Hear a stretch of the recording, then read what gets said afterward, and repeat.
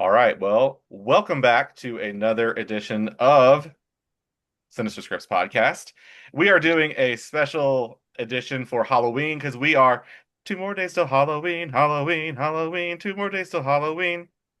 Silver Silver Shamrock. Shamrock. Yeah. All right. So we decided to watch a movie. We didn't want to do like the normal, like, oh, everyone's doing Halloween or like, Friday the 13th. So we decided to go still a popular choice, but something different. And we decided to go with Fright Night from 1985. And with that, we've got a special guest with us. We have the handsome, the voluptuous, the Ooh, talented Matthew Myers from Horror Madness. Matthew, how you doing, buddy? What's up, guys? I'm doing great. glad Glad to we have you have on, brother. Yeah, glad to have you back. And I dropped you a message because I'm like, you know what? Matthew fucking loves this movie. And I was like, who better to have on than someone who adores this film? I don't dislike it, but if we're gonna get into the vampire of the 80s, vampire movies of the 80s, you guys know where my allegiance lies. So, but this one is probably still in my top five. Can I say that? Is that fair? Absolutely. Yeah. Yeah, we'll allow it. So we all recently rewatched this. When's the first time you watched this movie, Matthew? Do you remember? Oh, I was young, probably 10. So and Wow. I've had multiple rewatches. I love this movie. Hell yeah, David. What about you? I mean, if we're being honest, I never saw it until I think earlier this year. What? But it's always been in the back of my mind because that's got one of those covers that you will always remember as a child at the Oh video yeah, store. But I just never got around to watching it. So, it's one of the. It's in my opinion, it's like one of the quintessential vampire movies. Like if I had to do a top absolutely. five, it would be probably Lost Boys, Fright Night, um, man, maybe from Blade. Dust Blade, maybe from Dust Till Dawn, maybe, and then like Oh yeah. Let the Right One In. I love that movie.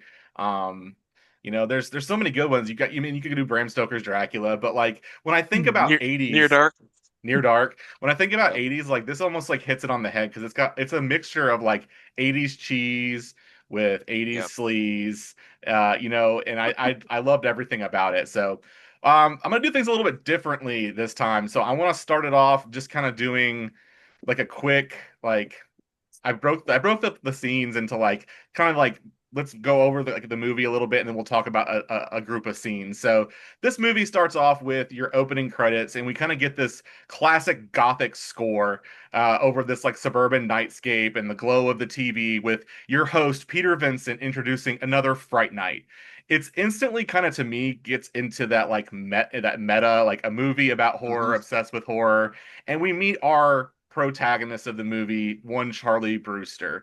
He's your average teenage horror horn dog who's making out with his girlfriend Amy while the old monster movies are in the background. It's cheeky. It tells us everything about Charlie's priorities, which I would think would be sex and monsters, but it might not be in that order as we see. Right. Um, and we immediately see that there's a new neighbor moving in, right? And he sees a guy moving what he says is a coffin into the basement. And he's curious, and his mom is all like, "Oh, great! It's this new guy, Jerry Dandridge, who is the wonderful Chris Sarandon. He's charming, he's handsome, and so his mom's all about it."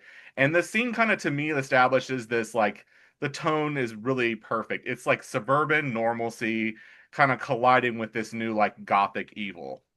Right. Hmm. Sarandon's performance is like polite menace. He's the kind of vampire who could kind of sell you life insurance right before drinking your blood. Um, and so Charlie's spying on Jerry, and one night witnesses him with a young woman who later turns up dead. So he starts putting the pieces together, realizing quickly Jerry's a vampire. No one believes him, of course. And so this section is kind of like Hitchcock meets kind of Teen Panic, where it's kind of shot with some like voyeuristic tension, like him looking through the binoculars. And when Jerry catches Charlie watching, that smile alone was pure fucking nightmare fuel. So I'm gonna stop there and kind of let's talk about this set of scenes. So what sticks out to you from this opening? Either one of you. Well, first and foremost, the perfect casting of Chris Sarandon. I mean, just over the years, everyone I've talked to, I mean, Chris Sarandon is a sex symbol, and you talk about it just from horror in that standpoint. It sticks out. He is like to me for the 80s the definitive vampire. And that's why it makes Fright Night so strong is that Chris Sarandon fit in that role.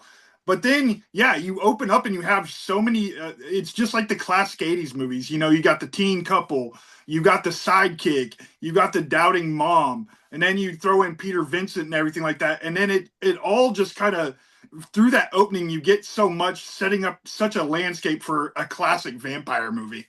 Hell yeah. Mhm. I particularly liked it when he was watching the Peter Vincent movie. Hmm. Did y'all notice once he goes to attack the vampire, he's holding the stake, it's backwards? Do I you didn't think even that was intentional? I didn't even notice that. And I To just watched kind it of like 2 hours ago, 3 hours yeah, ago. and, I wonder if that's like intentional just to be like, yeah, he claims he's a vampire hunter and shit, but deep down he's just an actor, Yeah, like I mean going it could off be of that lore. yeah, it could just be some foreshadowing because like the whole like the kid believing he's this epic vampire hunter and fighter of the undead, but really like you said, he's just a Yeah. guy who's getting paid to play a role and it kind of the cheeky 80s cheese part of it, I didn't that could totally play, I don't know if it was intentional, but it definitely came off that way if that's what happens. I'd like to think it was. What do you think about the whole like the interaction with Jerry and the mom? Like mom was hurting. Oh, she Yeah. she wanted to get it. Mom was like, "Hey," and this is like, "Oh," she's like, "In my luck, he's." What did you say? He was gay? Like, "Oh, it's my luck, he's gonna be gay." Like, because he had Yeah. like, and then the kid saw the hot blonde go over there, Charlie, and he was like, It's like I kind of I don't doubt think that." so.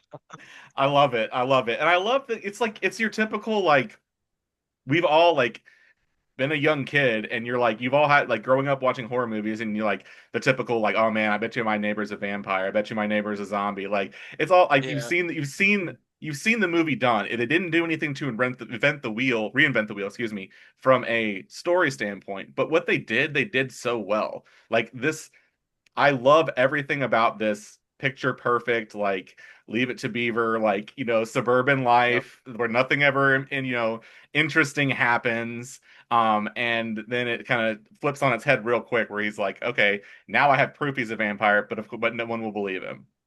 Of course not. Absolutely. And that's what makes it so good is that I think just the way they execute, like you said, it's nothing that's like groundbreaking, but the execution in this film is really, really well. What they wanted to do, they pulled off. Hmm. You have the nods obviously to like the old school Elvira and Joe Bob Briggs with Peter Vincent Mhm. as the host watching old movies. Oh yeah. And there's just so many things that work so well in this movie to make it such a classic. And that's I think how you beat a pretty standard story. Absolutely.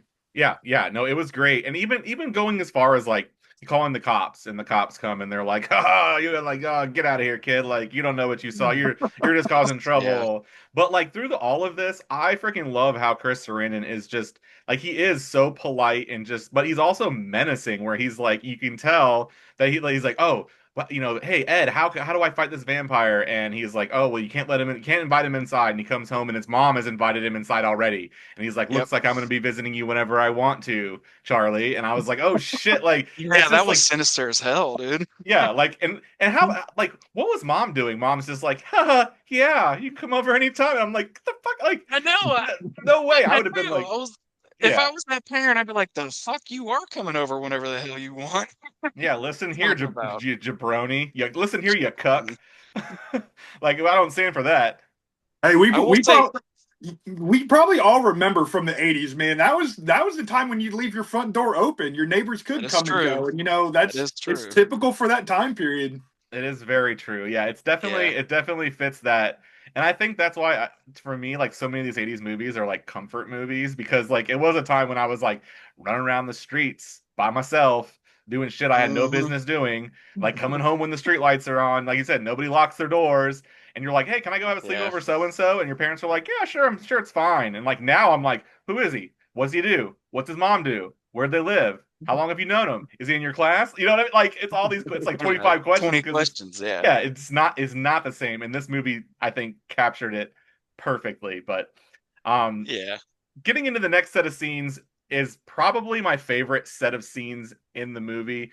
And that's really when we start to see this cat and mouse game with Jerry, right? So the tension Yeah. kind of spikes. Jerry pays Charlie a visit in the middle of the night, creepy as fuck, where he slips into his room with like this like supernatural like suaveness. It was like really like the practical effects with like the nails, the eyes, and the Oh, they're transformation great. that happens in this scene was fantastic. I still Yeah. think it holds up today for being 1985, Hmm. right? Like, and the Yeah. confrontation ends with Jerry's line, "Don't ever invite me in, Charlie. It renders you powerless." Like, that's instantly iconic to me. Like, the stakes are now very clear. And if Charlie's going to get lucky if he survives this encounter, like, once it's all said and Yeah. done. So, after all of that, which also, like, what was mom doing? And she's like yelling, "Is that you, Charlie? Like, my door's stuck. My Well, door's yeah, stuck." because he yanked on her door and like crushed the Right. frame, But, so it was like, if shut. I But what? heard my kid getting thrown through a closet, I would have broke my door down. And Like, also, what's weird is like, why is it like once he hears the mom, Jerry just dips out like he was afraid or something like that. It was just kind of strange to me. Like yeah. you're there to kill him. Like who gives a fuck if you kill the mom too? So I think he I thought was that was kind there. of weird, but Yeah, you but know, I they had feel to like move the movie along, I guess. well, so in my thoughts, I feel like he was kind of there to intimidate him at first, kind of just to scare him to Yeah. see if he backs off and like leaves him to do his like dastardly vampire business. Um, but Charlie immediately goes and runs to his friend, Evil Ed, which I mean, if we're talking about Stephen Joffrey's like performance, like he's unhinged. He's Yeah. like an unhinged friend who you kind of is like. And the weird thing was at the end of the movie, I'll circle back to this. Like he was, remember when before he, spoiler alert if you haven't seen this movie since 1985. Later on, when Yeah. Ed gets turned, and he's like, Hmm. "You'll never get picked on again. You'll never get bullied." I'm like, dude, Ed has been a dick this whole movie. What do you mean? He's the asshole. He's the one picking Yeah. on everybody else. Yeah, I Um, never saw him getting picked on, so it was right, like, how am I supposed to feel bad for him to take his right, hand to right, change right. when, But I digress. So, but yeah. so he goes to Ed and he goes to Amy. Neither one of them's buying, picking up what he's putting down. His mom thinks he's lost his mind. So naturally, he turns to Peter Vincent, the washed-up, horror host turned fake vampire killer. Right. Yeah. So Roddy McDowall steals the show. He's great. It is a funny story, a funny character, but also kind of tragic with just his like introduction scene. He gets fired from his show. He brushes off Charlie. It's like that's pure meta commentary and like the decline of like what I would consider like old school horror, right? So Hmm. no one's believing him at this point. So really, we transform into this, what I call the test, right? Amy and Ed convince Peter and to humor Charlie basically to do this fake proof visit to Jerry's home to prove that he's not a vampire. Jerry Yep. plays gracious host. He's drinking wine, not holy water, and charming everybody. The slow building of this whole sequence was, I think, masterful. When Peter sneaks a look in the mirror and sees no reflection, his face instantly goes, white, and he realizes what he's dealing with. They exit quickly. Hmm. It's not really a jump scare, which I appreciate, like not overutilizing the jump scare, but like still, like, because I mean, imagine, obviously I'd seen this before, so I remember that. But if you see this for the first time, I'm sure it's like your jaw drops, like, oh shit, like no reflection. And so the Yep. real horror, like, kind of through the subtlety of what just happened. So I'll stop there. So from like when Jerry pays him a visit in the middle of the night, all the way through the test, what are your thoughts? Let's start with the nighttime visit. Matthew, what do you got? Okay, so the nighttime visit, it always cracks me up that Jerry gets taken down by a pencil. Yes. Yeah, and he You know, spins around in a circle. I'm like, whoa, bro, it's a stake through the heart. But yeah, they added some like dramatic effect there. I think that was just a chance for the director to play a little bit with the effects and everything like that. And Hmm. but yeah, it's curious. He makes it very clear that he is coming to visit him. He gives him an opportunity, hangs him out the window, and then all of a sudden he's like, again, like you said, he almost has that like compassion to some degree. He brings him back in. Then he's like, okay, I'm gonna put a pencil through your hand. And you think, okay, this is it. This movie's going to be about 30 minutes long. Well, then the mom wakes up, and again, the frame's crushed, but Jerry decides to exit. I mean, he's got him. He's got him Yeah. right there. So, just a very curious choice. That's probably the one scene in that movie where I'm like, okay, that could have potentially been a little bit of a fumble. Yeah. Yeah, I maybe. can see Yeah. that. I can see that. I also think that I mean, they use that scene as an opportunity to like to show the monster, I think, Yep. and kind of like, Yep. and I think they were like, hey, we can show the monster, we can build this sense of like what they're dealing with, and maybe like, hey, we'll overlook like the the logical aspect of like everyone could have been dead immediately, and the movie would cease to Exactly. exist. Yeah. So I mean, I choose it's like that in so many horror movies where I'm like, you know what? The audience will choose to look past certain things because the rest of it is so outstanding, which in this case, the dialogue and the makeup and the practical effects are so good Mhm. that we're just like we're so entranced with like watching their performances that we're just like, oh yeah, totally like maybe he's not at full power. Maybe he doesn't have blood in a couple of days. He's weak. He had to flee the scene. You know what I mean? Exactly. Yeah. So yeah, what do you guys think about the test at the house? I thought that was a really fun scene. Like Yeah. that's some because you always think about it like when in vampire movies, everyone always wants to know who's the vampire. Can they come inside? Can they drink, holy water, or have holy water on them? Do they fear the cross? All of that. I thought it was super well done to like make it like a test and kind of like humorous at the same time. Yeah, I mean, I think out of all the monsters, I think I love the vampire lores the best. Like the ones that are like, oh, you have to invite them in. They don't give off reflection, this, that, and the other. So Yeah. I love how they did that in this movie with the whole like, he takes out his little mirror and then sees behind him and he's like, oh shit, he's got that oh fuck moment where Yeah. he's like, oh, I don't even know how to even deal with this. Like he, freaks out and has to just leave immediately. And, like, also, like, what I loved about the remake, though, was the whole, like, letting them in kinda thing. Mhm. I thought they did it a little bit better in that one, but I digress. But that whole all those scenes and everything were great because like, you see how, like, I think it was Charlie was kinda holding up the cross, and you see him go like that for a Yeah. second, Uh-huh. and he looks around and sees none of them are paying attention. He's like, "Okay, cool. I haven't been made yet." Right. And So, then like, he just kinda snuck through that. and Peter Vincent like grabbed the cross and was like, "What are you doing? Like, have some respect. He's proven he's not a vampire." And so Yeah. he's like, "All right, good. I'm not gonna have to kill anybody right this second." Yeah, he's like, "Phew." And yet another opportunity that Jerry Dandridge gives Charlie Brewster to get off the hook. Like Yep. I even liked the banter between Peter Vincent and Jerry, like when they're on the phone and they're actually talking about what they can or cannot try on him, and he's explaining that it's going to be just tap water instead of holy water. And yeah, it adds to the humor and just the brilliance of that scene. It's like this has already been staged for Charlie's use, and Mhm. he just won't let it go. He just won't let it go. Yeah, what was this? What did he say? He couldn't do the crosses because he was like a born again Christian or Yeah, something. Yep. yeah, Yep. yeah. I was It like, might be sacrilegious, and I was like, yeah, "Okay." good He one, was Jerry, good one. yeah, he was reborn, that's what it was. Yeah, good one, Jerry. Whatever Um, sense that makes. so the next couple set of scenes I have some thoughts on it. I'll go through it first, but I have some thoughts on it. So really, once the test is completed and we see Peter Vincent flee because he's terrified, and Mhm, Charlie and Ed and all of them are wandering off.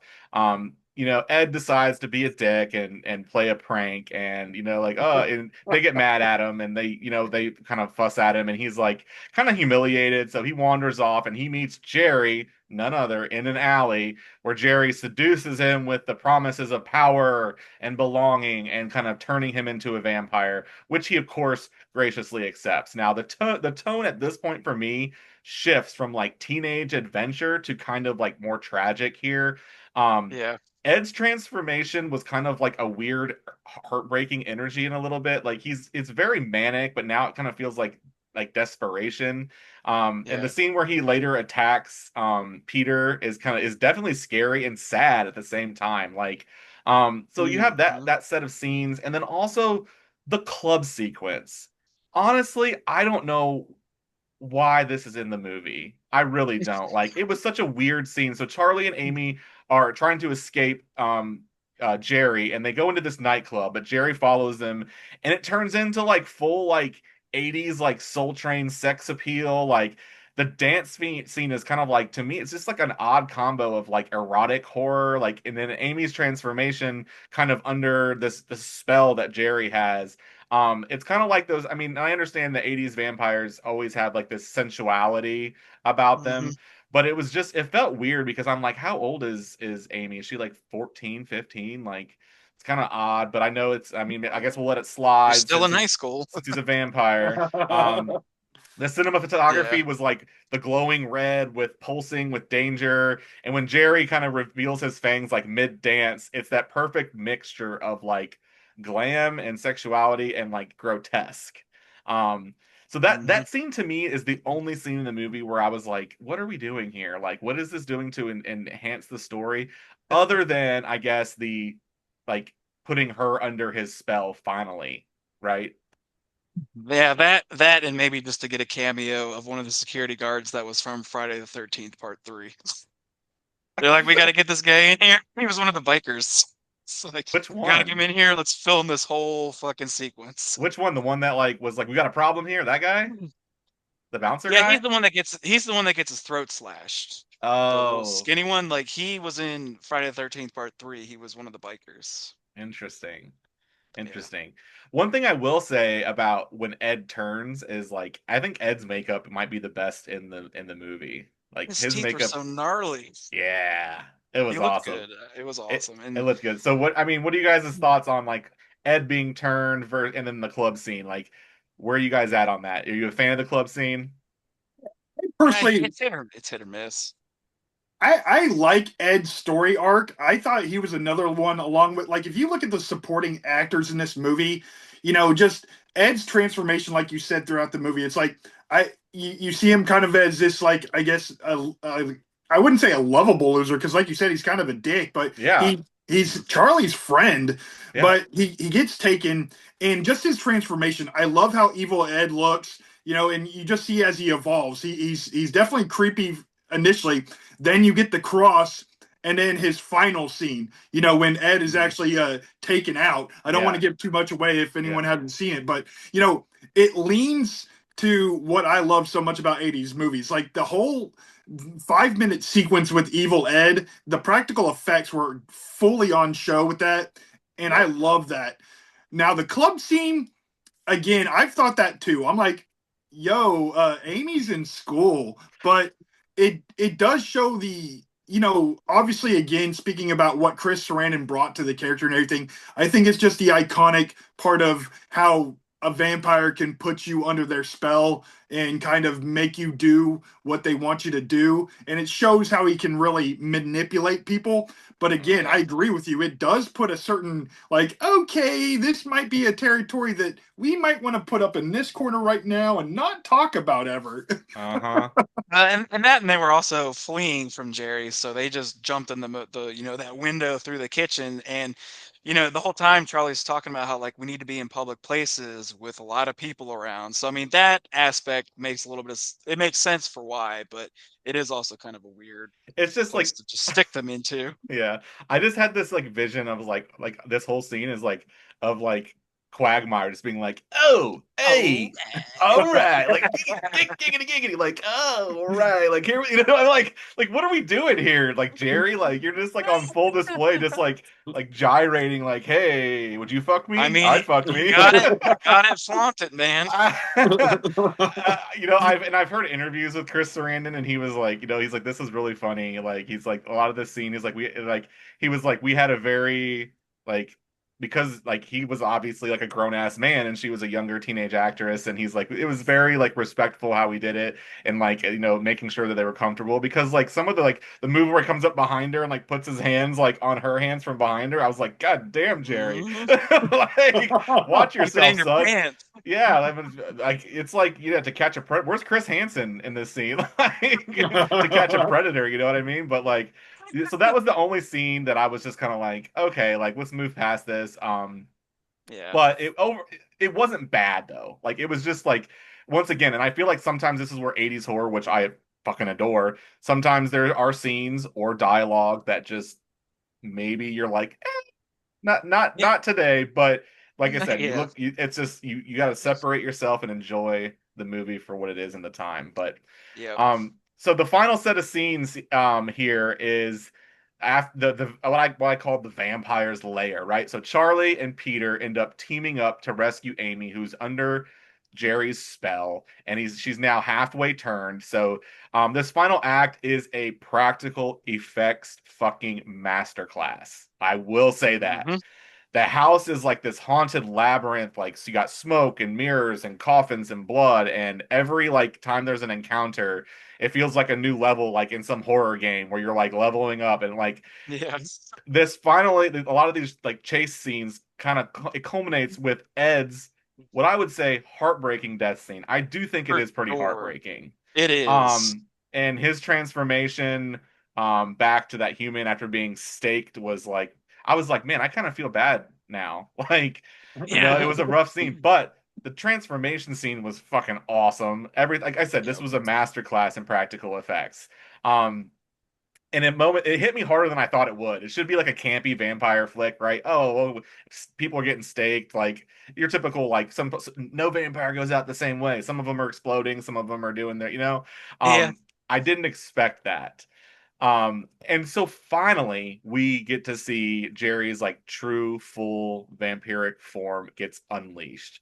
We see the bat transformations, we see melting skin, the glowing eyes, and the effects by Richard Edlund, who I don't know if you guys knew was fresh off of doing Ghostbusters, were insane Nice. for 1985. Like the sunlight finale was like almost like an opera, like it was crazy. Charlie and Peter end up destroying Jerry in this blaze of light and like shrieking fury, and it's like the ultimate blend of like a horror spectacle with like a big heroic payoff.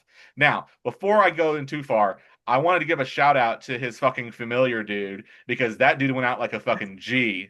That was like a Dr. Loomis. I shot him six I was times. thinking the same thing. I was like, I shot him. I shot him 6 times. Like that dude. But then like what I didn't understand, I was like, so he got shot in the forehead, right? Falls down the stairs.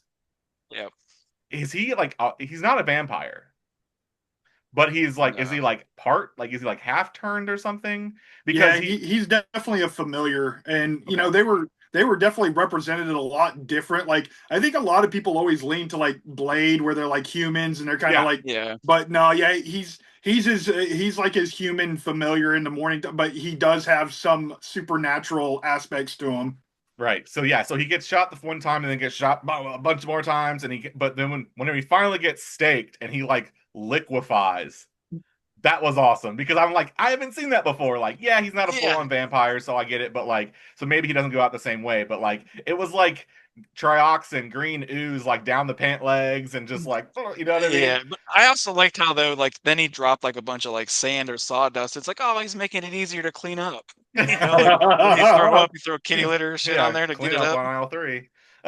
Like Well, So he went out like a but G. I'll give him but that. but yeah. also, who really thinks of Fright Night as a body horror? And they put on a masterclass in that scene. And Oh Oh, yeah, for sure. And what I like about the third act is there is such a tonal shift where we've almost had some comedy, some levity throughout this movie. The third act goes hard. Not yeah, only the scene with the familiar, and then also when you're talking about the final scene with Jerry Dandridge when he gets exposed to the sun. I always, and it's another movie from around the same time. It almost feels like the same way they unalive the final villain in The Golden Child. You know how his Oh skin all yeah. peels back and then the skeleton blows up. Jerry kind Yep. of goes out the same way, and I always kind of connect those movies in that aspect with that ending, mm-hmm. which they're still both pretty dope. I mean, of course, Fright Night's my favorite vampire movie, but Golden Child's one that I just don't think is talked about enough. And why? Because those endings are so similar in the way they play out.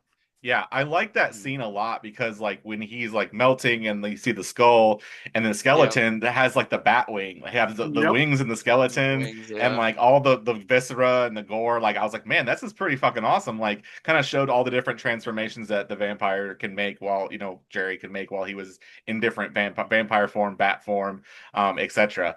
Also, does anyone actually believe that Peter Vincent could break down a door?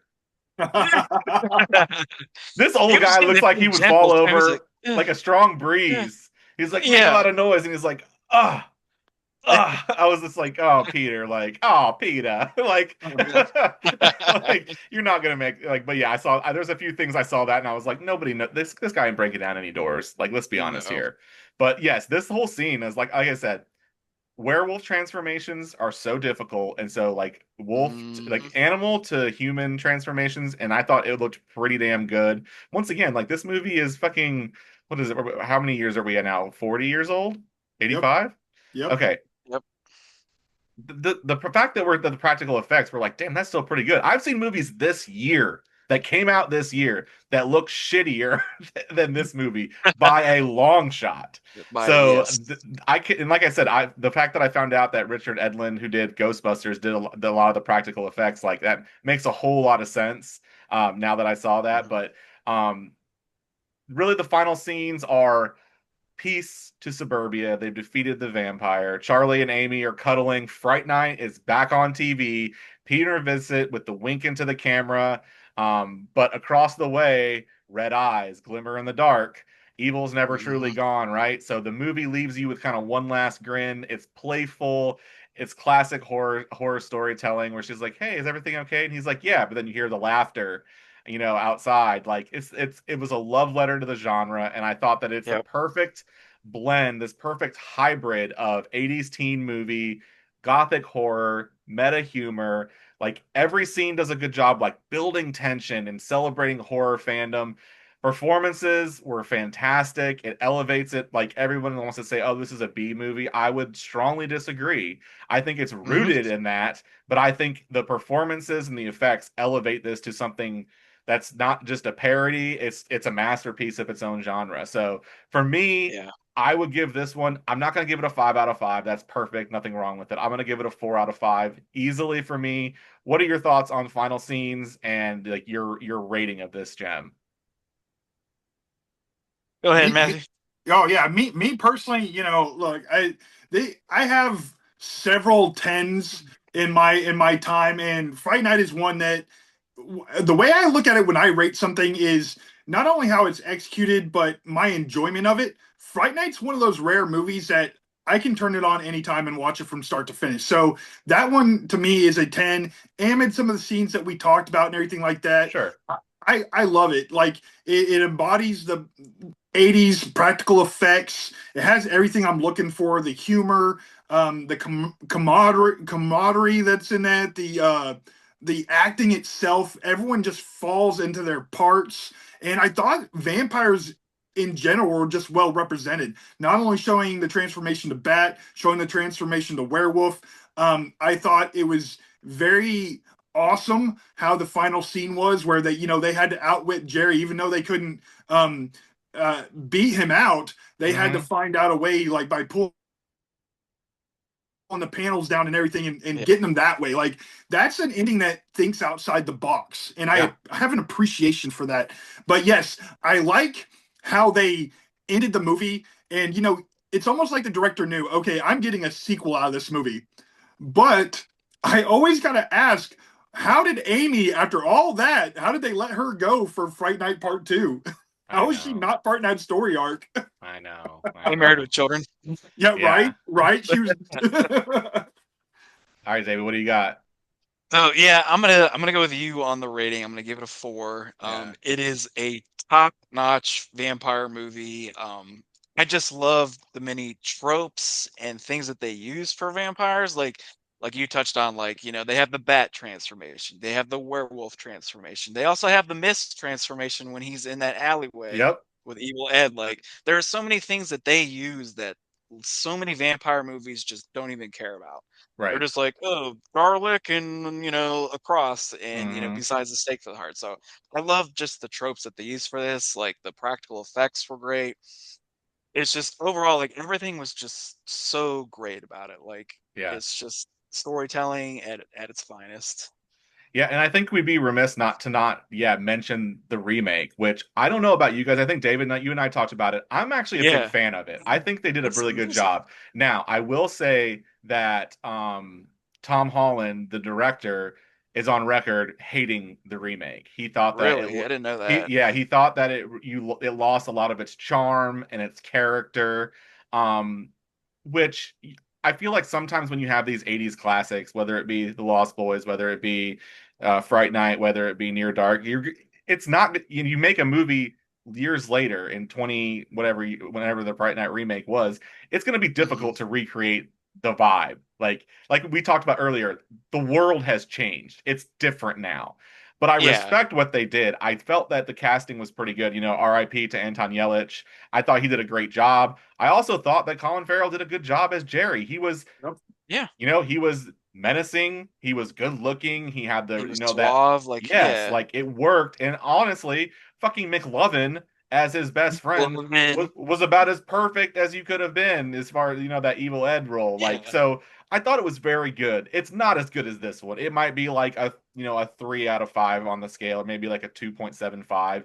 It's very watchable, and I think that they did a good job. So I did want to like give some flowers to the remake, because sometimes remakes are so difficult, and when you have a film that's as beloved as a lot of movies are when they remake them, like this one, for example, you're gonna have a lot of Mhm. people that are like, God, please no, like Michael Scott, please, God, no, God. Like, but it was a respectable job. And I know they've been talking about like doing a Lost Boys remake, which I'm very much in that boat, like, please, God, no.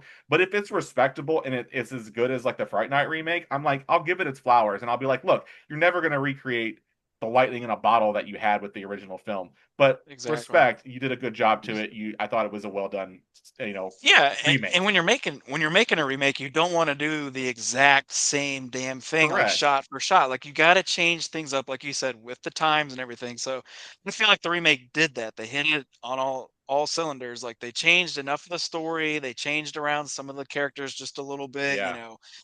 Nick Lovin was the one who was like, oh, he was the one doing all the research and being like, he's a vampire. He Uh-huh. knew the whole time. So I like how they changed it up a bit to differentiate it from the original one. Exactly. What are your thoughts on And the remake, Oh, Matthew? I love the remake. I like that Chris Sarandon obviously makes a cameo there towards the end of the movie. Yep. And then some people took exception with Peter Vincent, but again with the times, who was that? The guy that was doing all the Gravios and stuff like that, the magician at the time, I think was Cross or it Chris whatever. Angel? Ain't Chris Yeah, Chris Angel? Angel. Yeah, Chris Angel. Yeah. And how much that they kind of leaned into the Chris Angel angle really worked for me. I thought the Ed thing again, how they changed that up a little bit, and it was definitely where some of the charm was missing. This one was more of a straight laced, more horror. And Correct. again, Yeah. Anton Yelchin and Colin Farrell both did tremendous performances. Like I think the part where Ed is running for his life and he's going through all the houses that Oh have yeah. been abandoned, and he just gets them in the pool, Yeah. like Yeah. that part, like you said, yeah, it ramped up the tension and it worked for that movie for sure. Big time, big time. So I have some fun facts I wanted to go through, because I was like doing a ton of research on this, and I was like, man, I didn't know so much of this. So a couple of things. The first one, this was Tom Holland's directorial debut. He wrote Psycho 2 and Cloak and Dagger, but this was his first time actually directing behind the camera. And he pitched the movie as Rear Window with Vampires, which is exactly what it became, right? A teenage horror nerd spying on a monster next door. Thought that was Yep. super fun. We hit on it. Jerry Dandridge was designed as like this romantic vampire. One of the interesting things I read was that he ate apples because vampires descend from fruit bats. So the apple munching that he was doing through the movie became like an iconic touch Oh, that he wanted I to was add.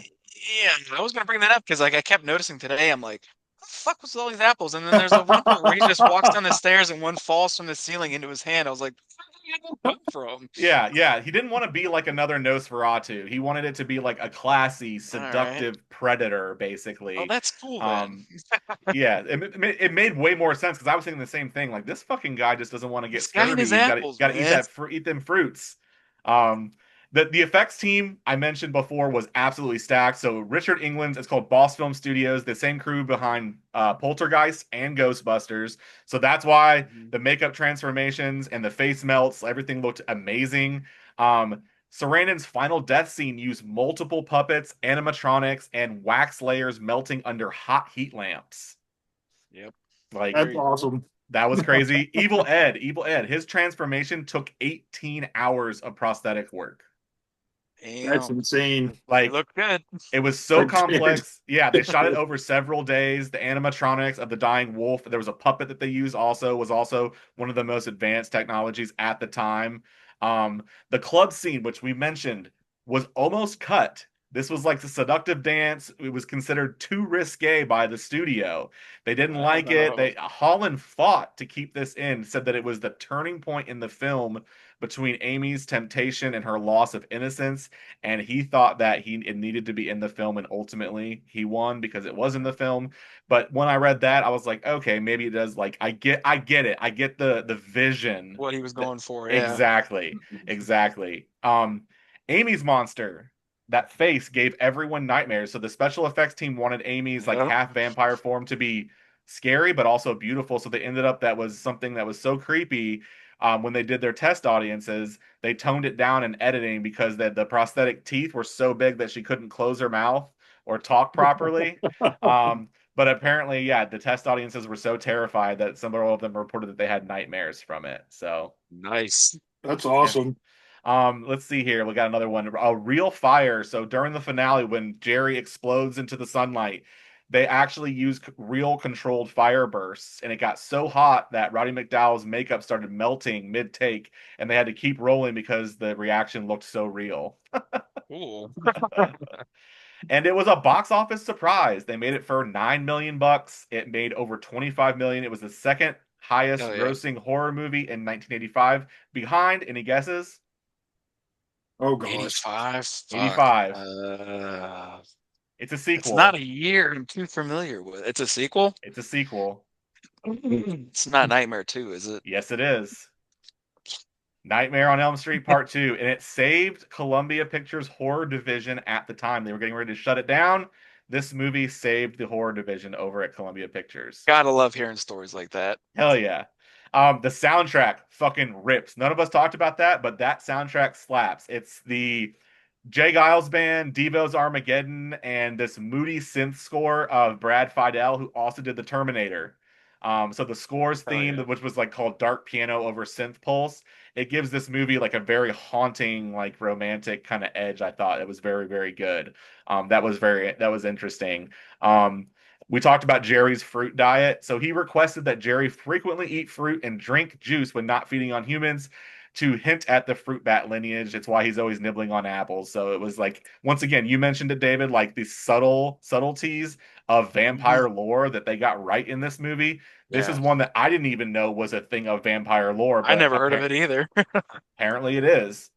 And the bat puppet almost didn't work. The massive animatronic that they used in the final scene, apparently it Mhm. kept breaking, and they could only shoot these really short takes before the wings would freeze up. And they called it the crew referred to it as the $20,000 paperweight. Shit. Kind of reminds me of Jaws, right? You had this giant Right? animatronic that's like important to the Just movie screwing up. that just yeah, like oh, we didn't test it in salt water. Oops, my bad. Oops. And one other interesting, man, I could go on forever. I got a couple more. The All bite right. scene where the Chris Sarandon takes the first bite of Amy's neck.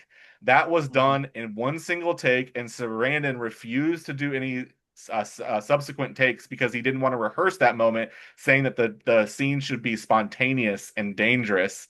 And it worked because it was like a pretty sensual vampire bite for a film, like with the blood, running down her back Running down and her neck. everything. Yeah.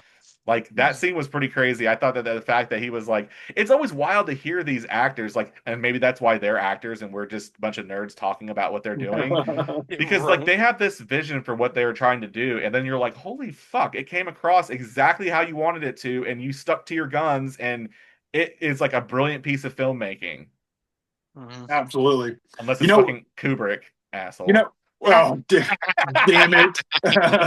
The one thing we forgot the iconic quote from Ed. Oh, you're so cool, Brewster. We had to fit that in. So funny you mentioned that. The next piece of information, or the next the fun fact I have was, "You're so cool, Brewster." That line was not in the script. He improvised it during rehearsal, and the director loved it so much that he added it in permanently. And now it's one of the most quoted lines from any horror in the '80s of all time. Like at the end, "You're so cool, Brewster." Yeah, I was gonna Like say, doesn't he say it at the very end too when very he's end, laughing? yeah. Yep. And Evil Ed's laugh, I thought that was fake. I thought that they did something with the audio. That's his real laugh. That Makes like sense. that hyena, like I Well, guess he look did it. at He him. did it He on looks like set. he could laugh like that. I know, but he did it, and then the director was like, "Keep doing it," because it became like this unhinged, creepy, like unforgettable piece that you remember from him. Yeah. Um, there was a deleted scene in Jerry's backstory that I didn't know about. Apparently, early drafts explained Jerry's curse that he had been turned centuries ago, and after his lover's betrayal. And the deleted scene supposedly showed a painting of his human lover that resembles Amy, which may be why he That would have chose made her. sense because he says something about how like, oh, she looks just like her, and it's like, who? Right. Yeah. So like that's a scene where I'm like, and once again, I don't know if this is studio. We all hear stories of studios cutting things, but like Right. sometimes that backstory you just want to know more. That would have made a lot of sense. Mm-hmm. And then the last one, this is I think I mentioned it. Tom Holland hated the 2011 remake. He said it lost the heart, the humor, the humanity of the original. He even tried to make a Fright Night 3 script that followed Charlie and Amy years later, but the studios never picked it up. So Hmm.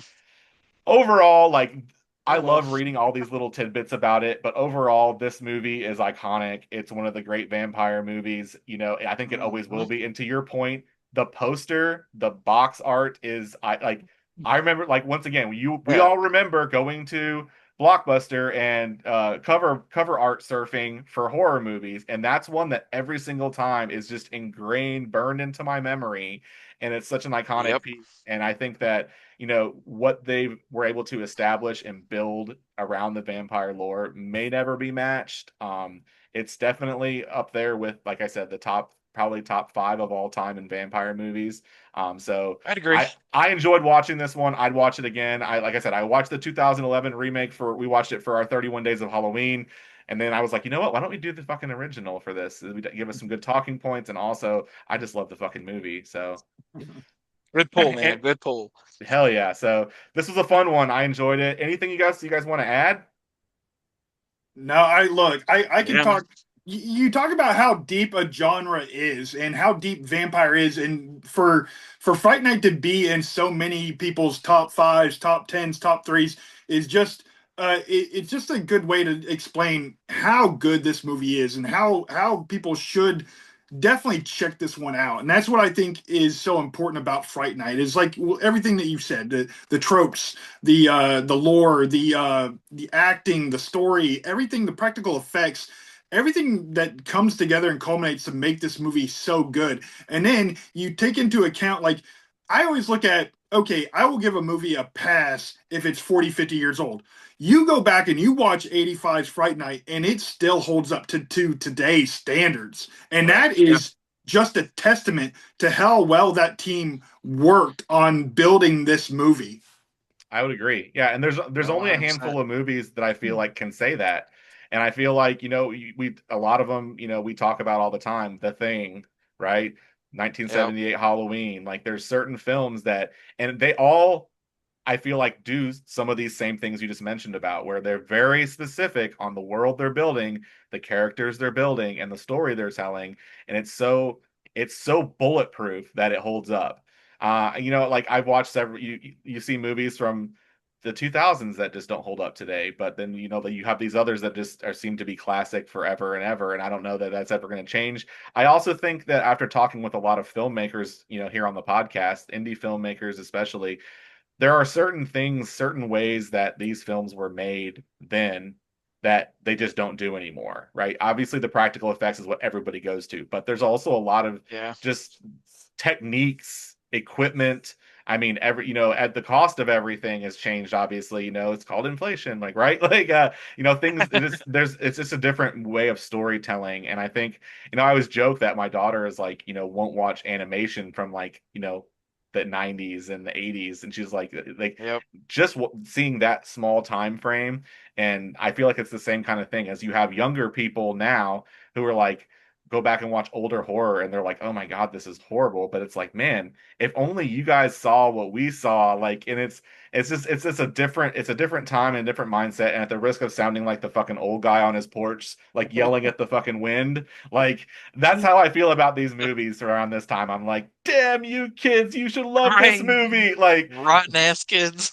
So if you're listening out there and you haven't checked out the original Fright Night, you should absolutely do so if you're a vampire fan. If you're a Yes. horror fan, if you're a fan of just something spooky to watch, because it does combine this, like you said, the different shift from horror comedy into full-blown horror towards the end, and even some body horror in there with the transformations. I think you'll be Mhm. pleasantly surprised if you haven't seen this one. So Agreed. that's all I True, true. have. That's all we've got today, I think, for Fright Night. So hopefully you guys are watching something spooky because we're going to release this on Halloween night. So hopefully you're all enjoying your trick-or-treating, your family Yep, time, yep. watching something scary, whether that's Hocus Pocus or whether that's Terrifier and everything in between. Matthew, thank you for joining us again. I appreciate your insights, and Yes, thanks, brother. you're welcome anytime. I'm glad we got to discuss one of your favorite films. Absolutely. Mhm. Thanks for having me, guys. All right, Of we'll talk course, to y'all brother. later. Everyone, have a good rest of your evening. Bye now. Later.